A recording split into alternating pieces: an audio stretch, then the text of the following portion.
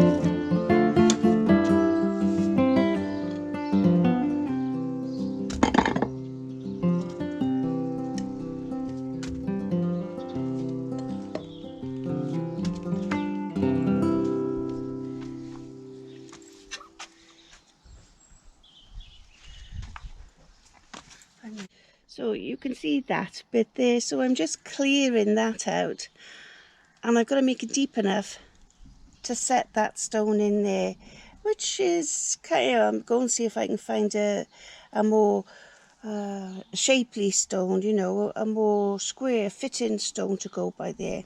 I'm sure I've got one that's almost that shape. That one is, but it could do with being a tad bigger, couldn't it? So I'll crack on, and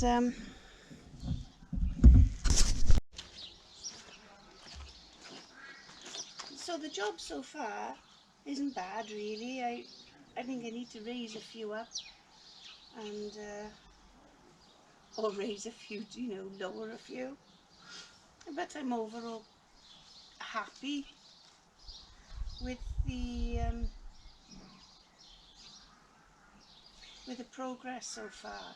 I have got lots of broken flagstones, so I can use a lot of those in here. Pretty side up, of course, but hopefully it will cut down on the mess and the amount that I have to compost. I mean, the wood chips is almost composted right down anyway, but it will hopefully cut down on physically the amount of work that I have to do, because I'm 61 this year, so I think I have to make things easier for myself to be able to look after the ducks and the garden. That's why I'm making the raised beds. That's why I got the polytunnel and the raised beds, is that I can do what I need to do. And I bet I've cut my head off, haven't I? Yes, I usually cut my head off. But anyway, so I'll just show you this bit now. So hello and welcome to Not Just About Ducks with me, Angela. Today is day 2 of the path lay. It's coming along fine. I'll show you in a minute. And now I've got to set shaped stones.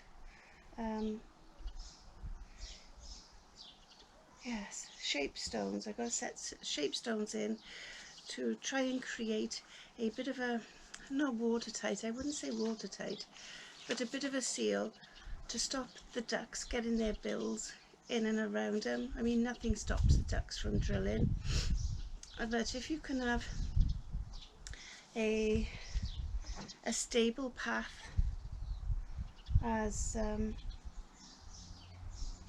you can, I mean, really it would be nice if I could concrete it all, but then if you concrete it all, you haven't gone a way back if you want to I don't know, plant trees or do whatever in your space. That's the only thing I'm concerned about. Yes, I have got 2 hard stand-ins which I put in. Yes, but so now I'm trying to make these slabs and this little path duck proof. I've had to think about things, and I think the best way to cut down on the amount of muck and mud in the duck pen is that, you see, when they have to be in the duck pen, if it's raining, if it's wet, then they make a mess because they're in the soil and they're in the whatever they can get in, and they're snuzzling about in the muck, and then they go to their drink and then they swoosh it around, and it's what ducks do.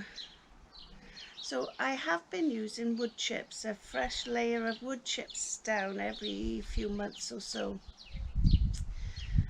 But with the things they are at the moment, the tree surgeons or the arborists aren't working, so I can't get any fresh, you know, I can't get any wood chips at the minute.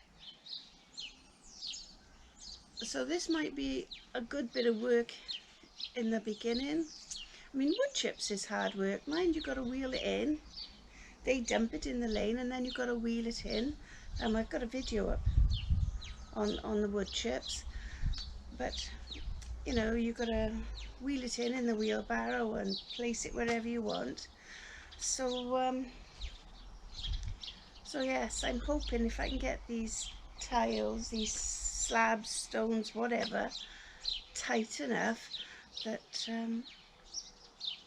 they'll keep a clean job.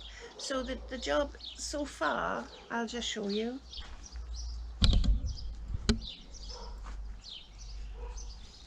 Turn it off.